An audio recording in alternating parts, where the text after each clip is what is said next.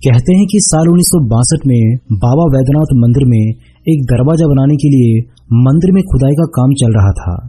तभी अचानक यहाँ पर काम कर रहे लोगों को एक मणि दिखाई दी। ये मणि ऐसी थी जिसे देखकर लोगों को अपनी आंखों पर यकीन नहीं हुआ। फिर यहाँ के पुजारियों को जब ये मणि दिखाई गई तो उन्होंने ये साफ कर दिया कि ये चंद्रकांत मणि है। जब चंद्रकांत मणि के बारे में कुछ और जांच पड़ताल की गई तो सबके होश उड़ गए, क्योंकि पुराणों में ये वर्णित है कि ये चंद्रकांत मणि महाबली रावण की है। आखिर क्या है चंद्रकांत मणि का रहस्य? आखिर ये मणि बाबा वैद्यनाथ मंदिर के अंदर कैसे आई? आखिर क्या है रावण का इस मंदिर से संबंध? इन सारी बातों को जानने के लिए इस वीडियो को बड़े ध्यान से और एंड तक देखिएगा। नमस्कार दोस्तों, आपका स्वागत है अद्भुत टीवी इंडिया यूट्यूब चैनल में। वीडियो अच्छा लगे तो वीडियो को लाइक, शेयर और चैनल को सब्सक्राइब करके बेल आइकन को प्रेस करना मत भूलिएगा। वीडियो में आगे बढ़ने के पहले एक बार सच्चे दिल से कमेंट बॉक्स में हर हर महादेव जरूर लिखिएगा। तो चलिए इस वीडियो की शुरुआत कर लेते हैं। भारत के प्रसिद्ध तीर्थ स्थलों में झारखंड के देवघर का बाबा वैद्यनाथ धाम अत्यंत महत्वपूर्ण है। 12 ज्योतिर्लिंगों में से एक वैद्यनाथ मंदिर स्थापत्य कला की दृष्टि से देश के प्राचीनतम मंदिरों में से एक है। यहाँ सावन में गंगा जल अर्पण करने का विशेष महत्व है।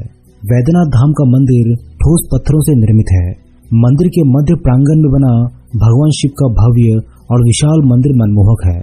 ये मंदिर कब बनाया और किसने बनवाया, इसका पता आज तक किसी को नहीं चल पाया है, लेकिन पुराणों में ऐसा उल्लेख मिलता है कि इस मंदिर का निर्माण स्वयं भगवान विश्वकर्मा ने करवाया था।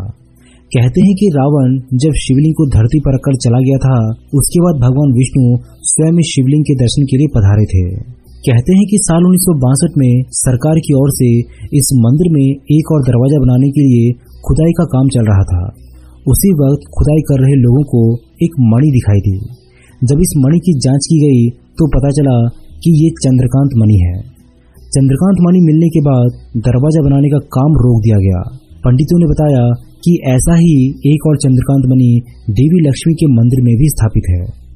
मान्यता है कि लाखों साल पहले लंका के राजा रावण ने ये मणि कुबेर से छीनकर यहाँ पर लगाई थी। मंदिर के पुजारियों के मुताबिक मंदिर के गर्भगृह के ऊपर अंदर में चतुष्कोण के आकार का अष्टदल कमल बना हुआ है। उसके बीचों बीच लाल चमकता हुआ एक लघु खंड है। उसी लघु खंड में चंद्रकांत मणि स्थापित है। रात में होने वाली श्रृंगार पूजा में शिवलिंग पर जो चंदन का लेप किया जाता है, उसके ऊपर रात भर चंद्रकांत मणि से बूंदें टपकती रहती है। यही कारण है कि सुबह इस चंदन को लेने के लिए भक्तों की काफी भीड़ यहाँ पर जमा होती है। लोगों का मानना है कि ये घाम चंदन अमृत के समान होता है, क्योंकि इससे सभी रोग और दुख तुरंत ही दूर हो जाते हैं। हालांकि उस मणि से गिरते हुए जल को अब देखा नहीं जा सकता।